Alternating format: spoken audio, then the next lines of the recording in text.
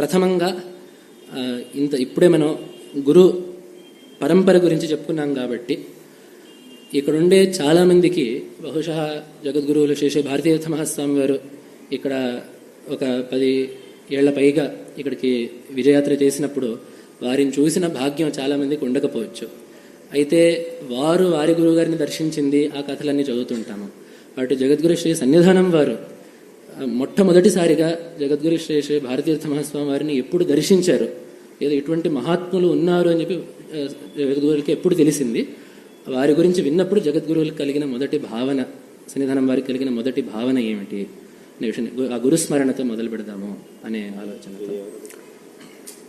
పరమ పూజ్య జగద్గురువులు మా గురువరేణ్యులు జగద్గురు శ్రీ శ్రీ భారతీ తీర్థ మహాస్వామి వారు ఈ దక్షిణాంనాయ శృంగేరి శారదాపీఠం యొక్క ప్రస్తుత అధిపతులు, వారి యొక్క పాదార విందాలకి నమస్కరిస్తూ ఉన్నాం.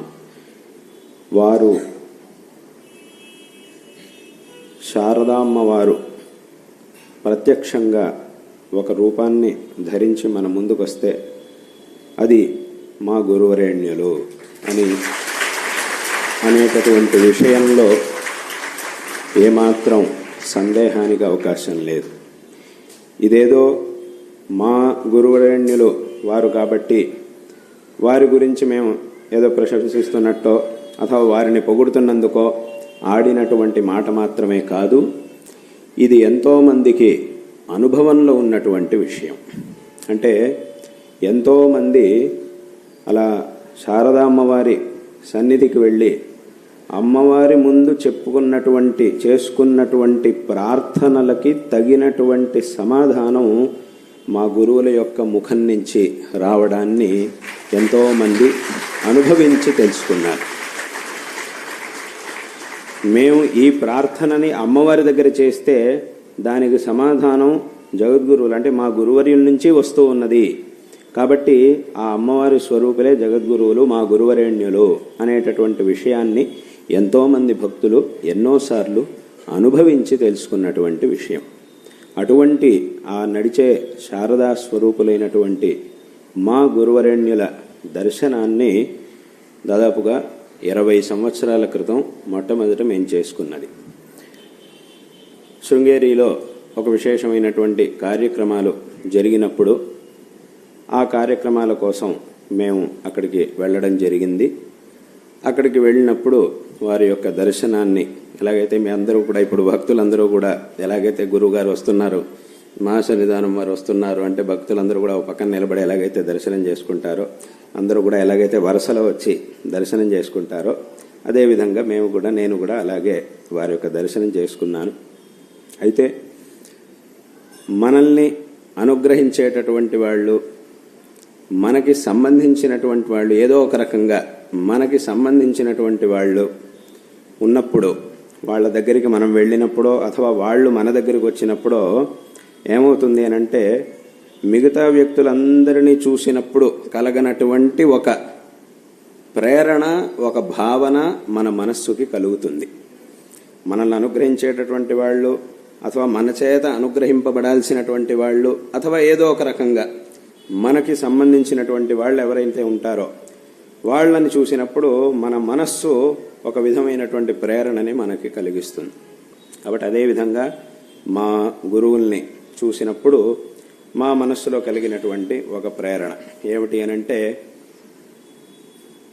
వేరే ఎక్కడికో వెళ్ళడం కాదు, నన్ను నేను తెలుసుకోవాలి, నన్ను నేను కలుసుకోవాలి అనంటే దానికి కావలసినటువంటి సరైన మార్గాన్ని చూపించేటటువంటి వారు వీరు అనేటటువంటి ఆ ప్రేరణ వారిని చూసినప్పుడు నాకు కలిగింది. అంటే ఇక్కడ వేరే ఏదో ఫలాన్ని పొందడం అనేది మనిషి యొక్క ఈ మానవ జన్మ యొక్క ముఖ్యమైన లక్ష్యం కాదు. మానవ జన్మ యొక్క ముఖ్యమైన లక్ష్యం ఏమిటి అనంటే మనల్ని మనం తెలుసుకోవడం. అంటే మనల్ని మనం తెలుసుకోవడం అంటే ఏమిటి? మన గురించి మనకు తెలుసు కదా, నేను ఫలానా వంశంలో పుట్టాను, ఫలానా సంవత్సరంలో పుట్టాను, నాకు ఫలానా పేరు, నాకు ఇంత వయస్సు, నేను ఇది చదువుకుంటున్నాను అథవా ఏదో ఉద్యోగం చేస్తున్నాను, నేను వీడికి తమ్ముడిని అవుతాను, వాడికి అన్నయ్యని అవుతాను, ఫలానా వాళ్ళకి కొడుకునవుతాను, ఫలానా వాడికి మనవడిని అవుతాను అని ఆ విషయాలన్నీ మనకు తెలుసు కదా. మనల్ని మనం తెలుసుకోవడం ఏమిటి అని అంటే ఇవన్నీ కూడా ఏవైతే ఉన్నాయో ఇవన్నీ కూడా మన యొక్క పరిచయం కాదు, మన శరీరం యొక్క పరిచయం మాత్రమే. ఈ శరీరం అనేది ఫలానా రోజు పుట్టింది, ఫలానా కుటుంబంలో పుట్టింది, ఫలానా వాడికి ఈ శరీరంలో మనం ఉన్నప్పుడు మనం ఫలానా విధంగా బంధువులం అవుతాము అనేటటువంటిది ఈ పరిచయం. దీనికి ఈ పేరు, దీనికి ఈ వయస్సు, దీనికి ఈ రంగు, దీనికి ఓ పరిమాణం, ఇదంతా కూడా ఈ శరీరానికి సంబంధించిన పరిచయం మాత్రమే. అసలుగా ఈ శరీరాన్ని అధిష్ఠించి ఈ శరీరాన్ని నడిపించేటటువంటి వస్తువు ఇంకోటి ఉంది.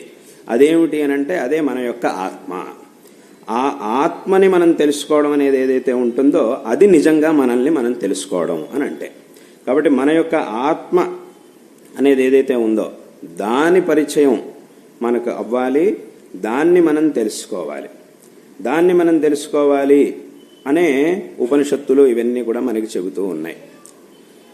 మన యొక్క ఆత్మ అనేది ఏదైతే ఉందో దాని యొక్క అసలైనటువంటి పరిచయాన్ని మనం పొందినప్పుడు, అసలైనటువంటి జ్ఞానాన్ని మనం పొందినప్పుడు మనల్ని మనం పొందిన వాళ్ళం అవుతాం, మనల్ని మనం తెలుసుకున్నటువంటి వాళ్ళం అవుతాం.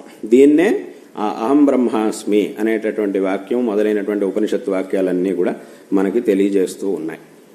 కాబట్టి దాన్ని తప్ప ఇంకా దేన్ని ఇది నేను అని మనం భావించినా కూడా అదంతా కూడా మన పరిచయం అవ్వదు. నిజంగా మన యొక్క ఆత్మస్వరూపం ఏమిటి అనే దాన్ని తెలుసుకోవడమే ఈ జీవితం యొక్క లక్ష్యం. ఈ మనుష్య జన్మ అనేటటువంటి దాని యొక్క లక్ష్యమే ఇది.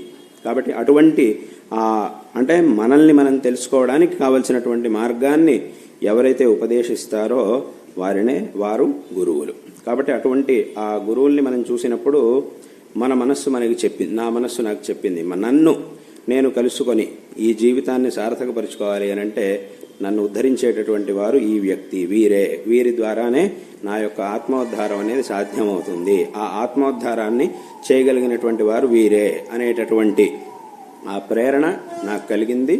తదనంతరం ఆ తర్వాత కూడా మొదటిసారి వారి యొక్క దర్శనం చేసిన తర్వాత ఆ తర్వాత కూడా మళ్ళీ ఇంకో 2 సార్లు వారి దర్శనం చేసి ఆ తర్వాత నేను వారి దగ్గర ప్రార్థించడం, ఇట్లా శాస్త్రాధ్యయనం చేయాలి తమ దగ్గర అని చెప్పి ప్రార్థించడం, దానికి వెంటనే వారు ఒప్పుకోవడం, ఆ తర్వాత నేను శృంగేరికి వెళ్ళడం, అక్కడ ఇంకా అధ్యయనం ప్రారంభించడం, వారి దగ్గర నుంచి శాస్త్రాలను అధ్యయనం చేయడం, న్యాయం, వేదాంతం, ఈ శాస్త్రములన్నిటినీ కూడా. అంటే మొట్టమొదట ఆ మనస్సులో ఉన్నటువంటి ప్రేరణ అనేది ఏదైతే కలిగిందో ఆ తర్వాత అది కార్యరూపంలోకి రావడం, దాన్ని వారు అదేవిధంగా దానికి కావలసినటువంటి అనుగ్రహాన్ని చేయడం, ఇవాళ రోజున ఇంత దూరం రావడం అనేవన్నీ కూడా ఆ తర్వాత జరిగినాయి. కాబట్టి వారిని మొట్టమొదట చూసినప్పుడు కలిగినటువంటి ఆ భావన ఏమిటి అనంటే నన్ను ఉద్ధరించేటటువంటి వారు, నన్ను నిజమైనటువంటి నా స్వరూపాన్ని నాకు చూపించి,